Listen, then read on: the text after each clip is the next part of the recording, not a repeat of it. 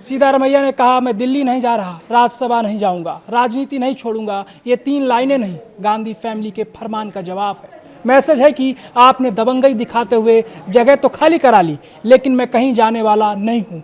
ये सीधा संदेश है कि मैं झुका हूँ, टूटा नहीं हूँ। कांग्रेस की राजनीति लंबे समय से एक अजीब बीमारी से गुजर रही है। पार्टी उन नेताओं को कभी पूरी तरह स्वीकार नहीं कर पाती जिनकी अपनी ज़मीन हो, अपना जनाधार हो, और जो दिल्ली की तरफ देखकर राजनीति ना करते हों। सिद्धारमैया उसी प्रजाति के नेता है। कर्नाटक में उनका अपना वोट बैंक है, अपनी सामाजिक पकड़ है, अपनी राजनीतिक शैली है। वे उन नेताओं में नहीं हैं जो सिर्फ हाईकमान के भरोसे चुनाव जीतते हैं, और शायद यही बात दिल्ली को हमेशा असहज करती रही। राहुल गांधी की राजनीति का सबसे बड़ा संकट यही है कि उन्हें ऐसे नेता पसंद हैं जो आदेश माने, चुनौती ना दें। लेकिन सिद्धारमैया कभी हाँ जी वाले नेता नहीं रहे। वे जानते हैं कि कर्नाटक में कांग्रेस की सत्ता का सबसे बड़ा चेहरा कौन था। विधानसभा चुनाव में कांग्रेस की जीत का श्रेय अगर किसी एक चेहरे को सबसे ज़्यादा जाता है तो वे सिद्धारमैया ही थे। डीके शिवकुमार संगठन के खिलाड़ी हो सकते हैं, लेकिन जनता के बीच सबसे बड़ा जनाधार सिद्धारमैया का था।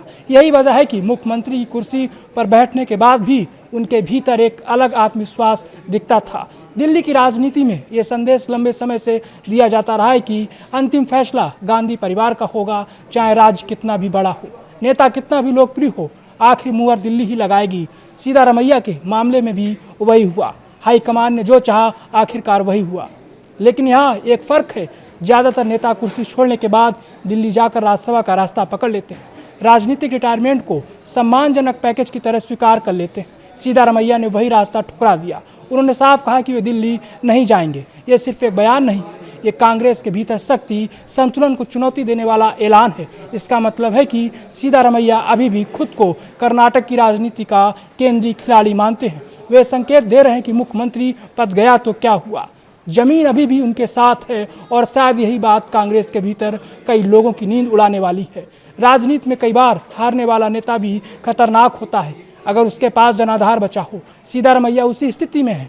उन्होंने कुर्सी छोड़ी, लेकिन अपनी राजनीतिक हैसियत बचाकर। वे अगर चाहते तो चुपचाप दिल्ली जाकर राज्यसभा सदस्य बन सकते थे, आरामदायक राजनीति कर सकते थे, लेकिन उन्होंने वह रास्ता नहीं चुना। इसका मतलब साफ है कि वे अभी भी लड़ाई खत्म मानने की तैयारी में नहीं। कांग्रेस के लिए यह स्थिति आसान नहीं होगी, क्योंकि अब पार्टी के सामने 2 संकट खड़े होंगे। पहला, डीके शिवकुमार को पूरी तरह स्थापित करना, दूसरा सिद्धारमैया समर्थकों को संभालना। कर्नाटक कांग्रेस पहले ही कई गुटों में बटी हुई है। अगर सिद्धारमैया खुलकर असंतोष की राजनीति पर उतरते हैं तो सरकार चलाना मुश्किल हो सकता है, और राजनीति में सबसे बड़ा खतरा विपक्ष नहीं, भीतर बैठा असंतोष होता है। राहुल गांधी के लिए यह भी घटनाक्रम एक राजनीतिक परीक्षा जैसा है। वे लगातार ये संदेश देने की कोशिश करते हैं कि कांग्रेस अब सामूहिक नेतृत्व वाली पार्टी है, लेकिन ज़मीन पर तस्वीर अक्सर उल्टी दिखाई देती है। बड़े फैसले भी ऊपर से थोपे जाते हैं। यही कारण है कि कांग्रेस में मजबूत क्षेत्रीय नेताओं की संख्या लगातार घटती गई। कई नेता या तो पार्टी छोड़ गए या किनारे लगा दिए गए। सिद्धारमैया का मामला इसीलिए अलग है क्योंकि वे अभी भी लड़ने की मुद्रा में दिखाई दे रहे हैं। सिद्धारमैया का मैं राज्यसभा नहीं जाऊंगा कहना दरअसल एक तरह का राजनीतिक विद्रोह है। ये कहना कि मुझे पैक करके मत भेजो, मैं अभी खत्म नहीं हुआ हूँ। और यही वजह है कि ये इस्तीफ़ा साधारण इस्तीफ़ा नहीं है, ये कांग्रेस के अंदरूनी राजनीति का एक्सरे है। एक तरफ हाईकमान की ताकत दिखी, दूसरी तरफ सिद्धारमैया की जिद।